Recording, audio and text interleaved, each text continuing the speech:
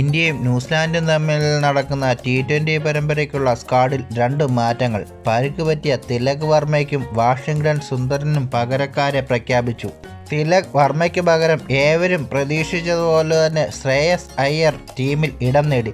അതുപോലെ allrounder Washington സുന്ദറിന് പകരം ടീമിൽ ഇടം പിടിച്ചത് ഓഫ് സ്പിന്നർ രവി ബിഷ്ണോയിയാണ്. T20 ലോകകപ്പ് പടിവാതിക്കൽ എത്തി നിൽക്കുമ്പോൾ ശ്രേയസ് അയ്യർ ആയിരിക്കുമോ T20യിലും തിലക് വർമ്മയ്ക്ക് പകരക്കാരൻ എന്നാണ് ആരാധകർ ഉറ്റുനോക്കുന്നത്. ലോകകപ്പിന് മുമ്പ് തിലക് വർമ്മയ്ക്ക് ഫിറ്റ്നസ് തെളിയിക്കാൻ സാധിച്ചില്ലെങ്കിൽ ഒരുപക്ഷെ അയ്യർ തന്നെയായിരിക്കും T20 ലോകകപ്പിൽ ഇന്ത്യക്ക് വേണ്ടി കളിക്കുക. 2 വർഷത്തെ ഇടവേളയ്ക്ക് ശേഷമാണ് ശ്രേയസ് അയ്യർ ഇന്ത്യക്ക് വേണ്ടി T20 മത്സരം കളിക്കുന്നത്.